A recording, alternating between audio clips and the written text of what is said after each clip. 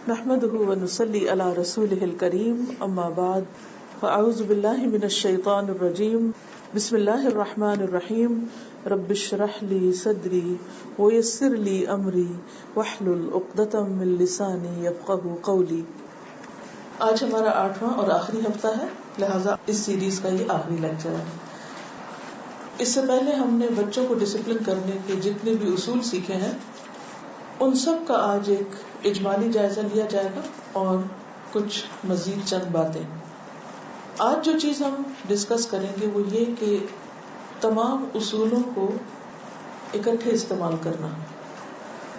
ہم نے ہر ہفتے میں ڈسپلن کا ایک نیا طریقہ سیکھا اور اس طریقے سے بہت سے رویوں کو درست کرنے میں مدد ملی۔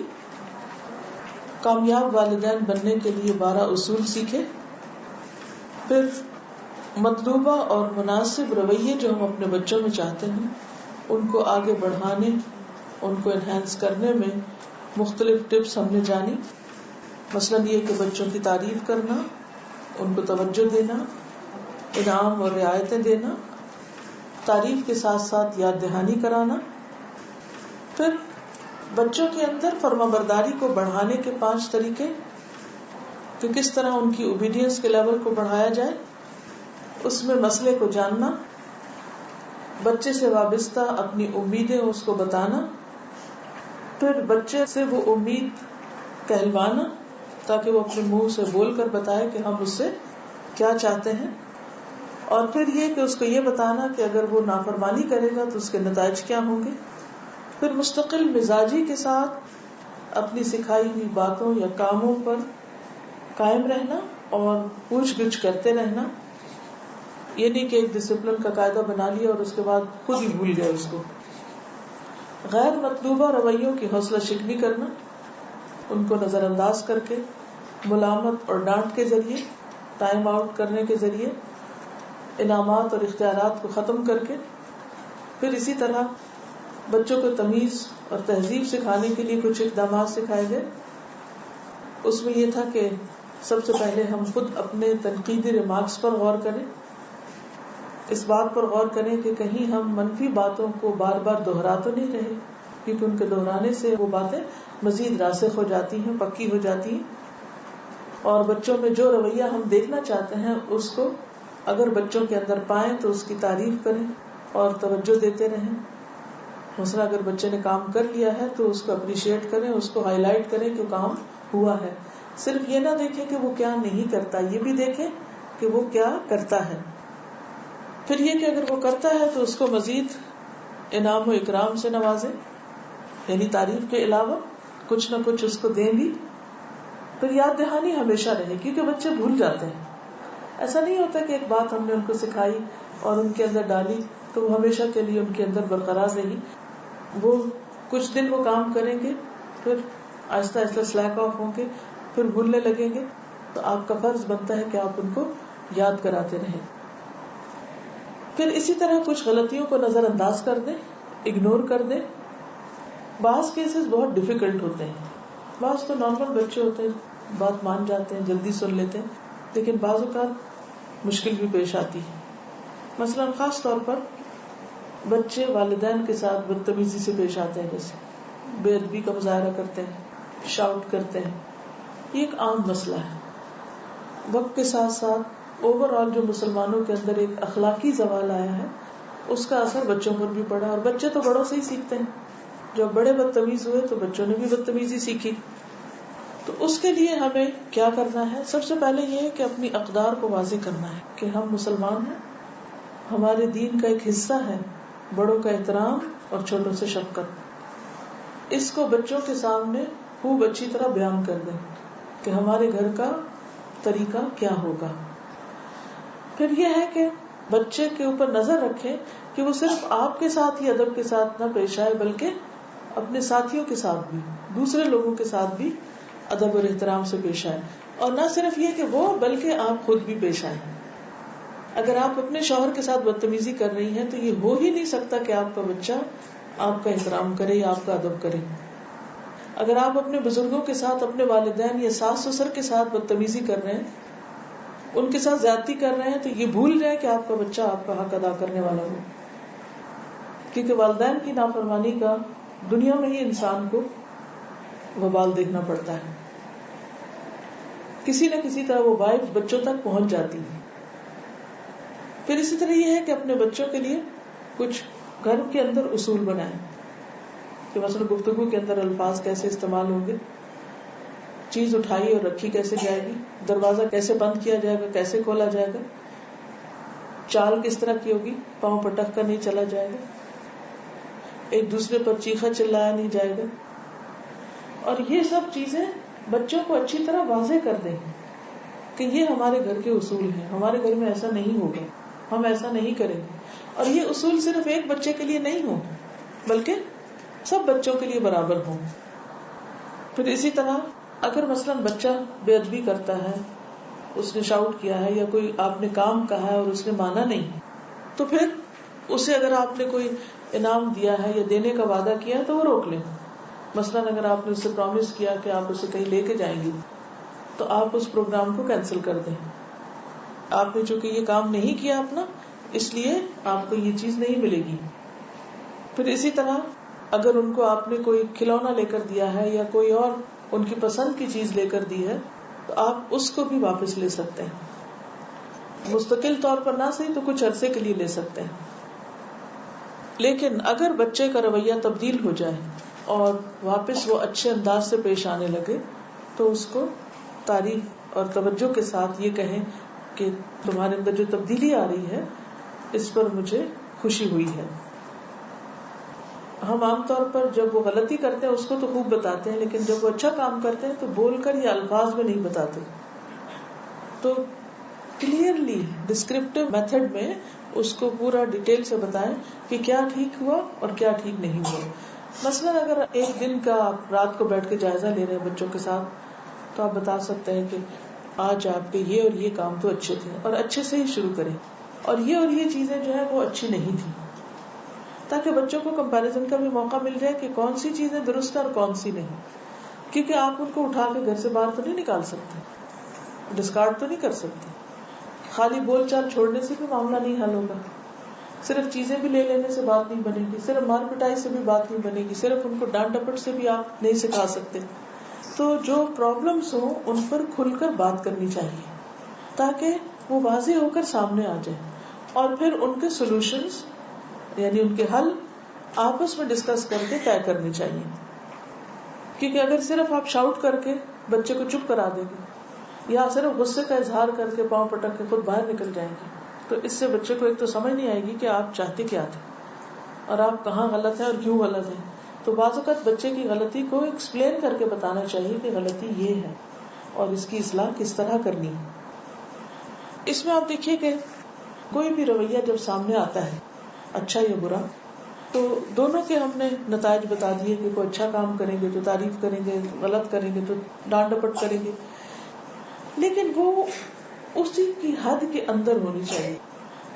یہ نہیں کہ اگر آپ نے صبح میں ناشتہ کراتے ہوئے بچے کو کوئی بات کہی اور اس نے نہیں مانی، یا مسئلہ آپ نے کہا یہ لے جاؤ یا یہ ایسا کر لو یا یہ کپڑے نہیں پہنو وہ پہنو، اور آپ اس پہ غصے میں آئے یا بچے کی اصلاح کرنا چاہیے اور اس وقت آپ کو ڈانٹنے کی ضرورت پیش آئی یا کسی بھی ڈسپلن میں کسی بھی سختی کی، تو اب یہ نہیں کہ آپ اس کو سارا دن دل میں رکھ لیں، کیونکہ بچے تو باہر جا کے بھول جائیں گے کہ ماں نے ڈانٹا تھا. وہ واپس آئیں گے اسمائل کرتے ہوئے اور آپ کا موڈ آف ہوگا تو وہ سہم جائیں گے، انہیں نہیں یاد ہوگا کہ کیا مسئلہ ہوا تھا، کیونکہ وہ ہماری طرح گرجز نہیں رکھتے دل میں. ہم ان کو سکھا دیتے ہیں کہ ہاں یہ دل میں رکھنی ہے باتیں. تو اس صورت میں جہاں معاملہ ہوا جتنا ہوا وہاں اسی کو ڈسپلن کرے، اس کا اثر باقی چیزوں پر نہ پڑے، سارا دن نہ روئن کر دیں. ٹھیک ہے نا. اسی طرح اگر آپ ان کی کسی چیز پر خوش ہوئے، آپ نے ان کی تعریف کی تو اس خوشی میں ایسے وعدے نہ کر لیں کہ جو آپ نے پورے نہیں کرنے، یا وہ خوشی ایسی نہ ہو کہ اس کے بعد وہ بدتمیزی پہ اتر آئے تو بھی آپ ہنس کے ٹال دیں، کیونکہ اب آپ خوش ہیں، آپ کا اپنا موڈ اچھا ہے، لہٰذا آپ ان کی غلط سلط باتوں کو بھی اچھا کر رہے ہیں. جس دن یہ کی آپ کو مل گئی، یہ طریقہ آپ سیکھ گئے کہ جو چیز جتنی ہے اس میں مبالغہ آرائی نہیں کرنی، جہاں کی ہے جیسی ہے اسی جگہ اس کو حل کرنا. جب تک یہ نہیں ہوگا تو اصلاح نہیں ہوگی، درستگی نہیں ہوگی. ٹھیک ہے نا. اچھا بعض اوقات ایسا ہوتا ہے کہ ہم سارے اصول آزما چکے ہوتے ہیں، تعریف بھی، تنقید بھی، ڈانٹ ڈپٹ بھی، انعام دینا بھی، دے کے لینا بھی، ناراض ہونا بھی، سب کچھ کر چکے ہوتے، پھر بھی اسلام نہیں ہوتا نا ایسا، سب کچھ آزما چکے، ابھی بھی کیس کنٹرول میں نہیں ہے. ہمیشہ یہ بات یاد رکھیں کہ ہدایت ہمارے ہاتھ میں نہیں، ہم اصلاح نہیں کر سکتے، دل اللہ کے ہاتھ میں. انما انت مذکر لست علیہم بمسیطر، آپ نصیحت کرنے والے ہیں، داروغہ بنا کے نہیں بھیجے گئے. آپ ایک لکڑی کو تو شیپ دے سکتے ہیں، پتھر کو بھی گھڑ سکتے ہیں، ہیرے کو بھی کاٹ سکتے ہیں، لیکن بعض اوقات کسی انسان کی بری عادتوں کو یا ان کو تمیز تہذیب سکھانے کو اپنے لیے امپاسبل پاتے ہیں، یہ نہیں ہو سکتا. مثلا نوح علیہ السلام کے 3 بیٹے تو بہت اچھے تھے، انہوں نے اپنے والد کی بات مانی، لیکن ایک بیٹا نہیں مانا، اس پر ماحول کا اثر تھا، بہت پیئر پریشر تھا، اس کی صحبت اچھی نہیں تھی، لہذا وہ جن لوگوں میں اٹھتا بیٹھتا تھا انہی کے ساتھ چلا گیا. ایسا بھی ہوتا ہے کیونکہ انسان کی کمپنی انسان پر بہت زیادہ اثر انداز ہوتی. بعض اوقات انسان اپنی نظر سے کچھ واقعات کو دیکھنا بھول جاتا ہے، وہ دوسروں کی رائے سے انفلوئنس ہو جاتا ہے اور اسی آئینے میں دیکھنے لگتا ہے. آج صبح ایک واقعہ پیش آیا کہ ہوا تیز چل رہی تھی تو پلاسٹک کی کرسی سوئمنگ پول میں گر گئی. اب وہ جو مالی آیا تو وہ نکال رہا تھا اس کو اس کے اندر سے. کسی دوسرے نے دیکھا تو کہا یہ کیسا مالی ہے سوئمنگ پول میں کرسی کو دھوتا ہے.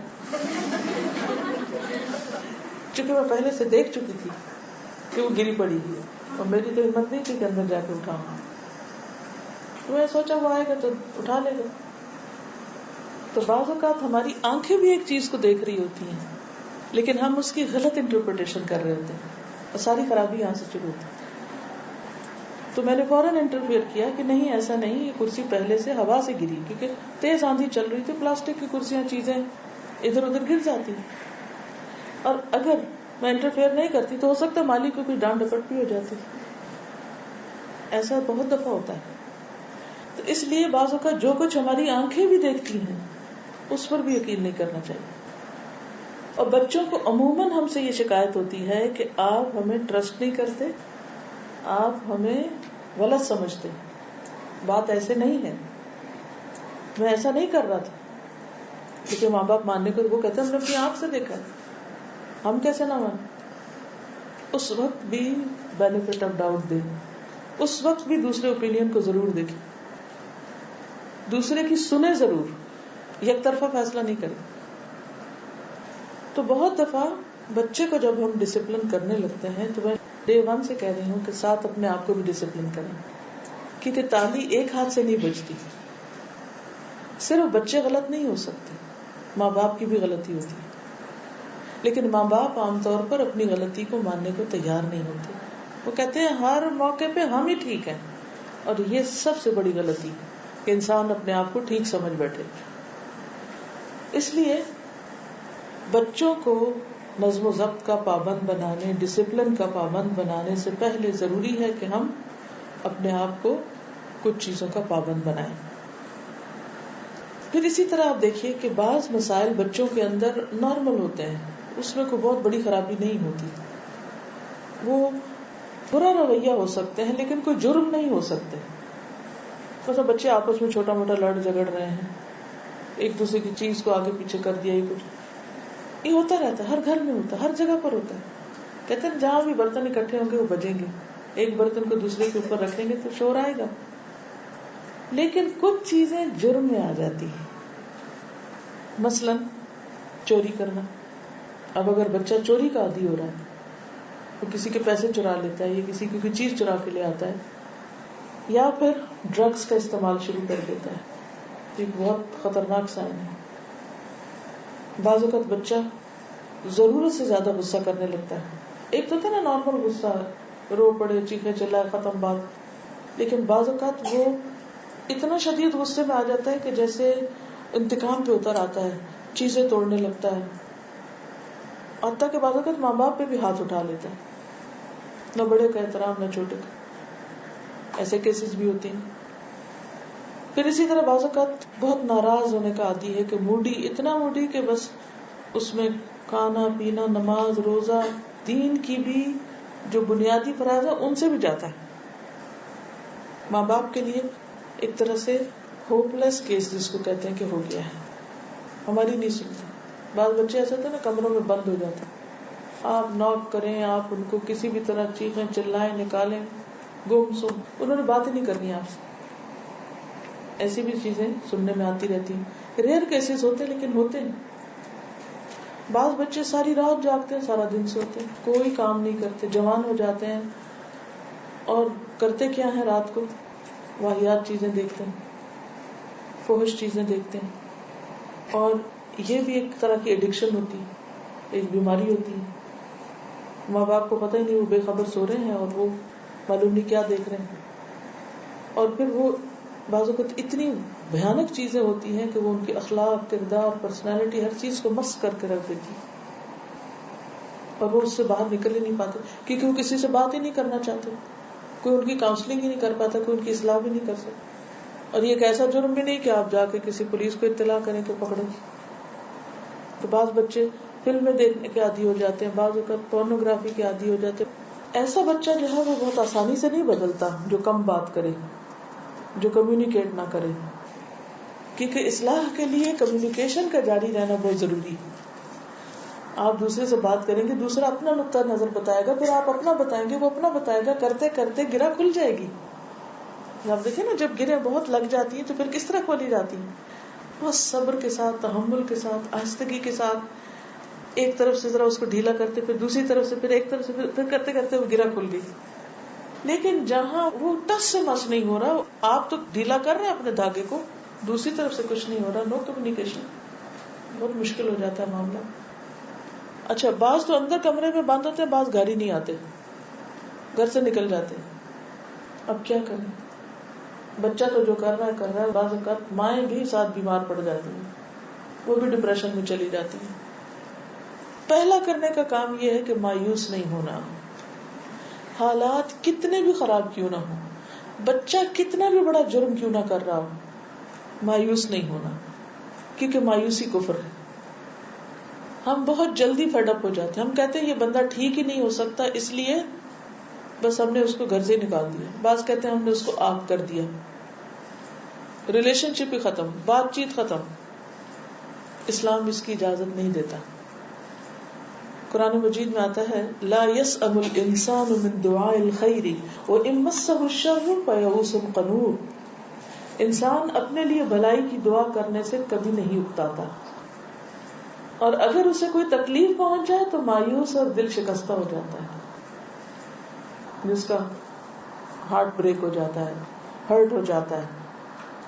اللہ تعالیٰ فرماتے ہیں وَلَا تَيْأَسُوا مِن رَوْحِ اللَّهِ إِنَّهُ لَا يَيْأَسُ مِن رَوْحِ اللَّهِ إِلَّا الْقَوْمُ الْكَافِرُونَ. اور اللہ کی رحمت سے نا امید نہ ہونا، کیونکہ اللہ کی رحمت سے نا امید تو کافر لوگ ہی ہوا کرتے ہیں. یعقوب علیہ السلام کی مثال ہمارے سامنے ہے. 11 بیٹے کیا کر رہے ہیں، 12واں بیٹا جو ہے وہ نظروں سے اوجھل کر دیا گیا. یوسف علیہ السلام سال ہر سال تک کوئی علم نہیں کہاں پر ہے. غم ہے ان کو لیکن مایوسی نہیں ہے. غمگین ہونا، دکھی ہونا یہ جائز ہے، اس پر کوئی پکڑ نہیں، لیکن مایوس ہونا یہ درست نہیں، یہ کفر ہے، یہ ٹھیک نہیں ہو سکتا. مایوس ہونا کبیرہ گناہ ہے. اور یہ مایوسی کیا ہوتی ہے؟ ڈپریشن میں چلے جانا اور گم سم اور کوئی بات نہ کرنا، کہنا کہ بس مجھے کوئی ہوپ ہی نہیں ہے. یہ نہیں ہو سکتا، یہ کہنا بھی نہیں چاہیے مجھ سے، کیونکہ ہدایت تو اللہ کے ہاتھ میں ہے. ابن عباس سے روایت ہے کہ ایک آدمی نے کہا اے اللہ کے رسول صلی اللہ علیہ وسلم، کبیرہ گناہ کون سے ہیں؟ آپ نے فرمایا اللہ کے ساتھ شرک کرنا، اللہ کے رزق سے مایوس ہونا اور اللہ کی رحمت سے مایوس ہونا. اللہ کی رحمت سے مایوس ہونا کیا ہے؟ کہ اس بچے کو ہدایت نہیں ملے گی. اور یہی چیز آپ کسی بھی کیس میں رکھ سکتے ہیں، شوہر کے معاملے میں، بیوی کے معاملے میں، بہن بھائی کے معاملے میں، دوست رشتہ دار کے معاملے میں، کسی اور ریلیشن میں، کہ یہ نہیں ٹھیک ہو سکتا، یہ نہیں.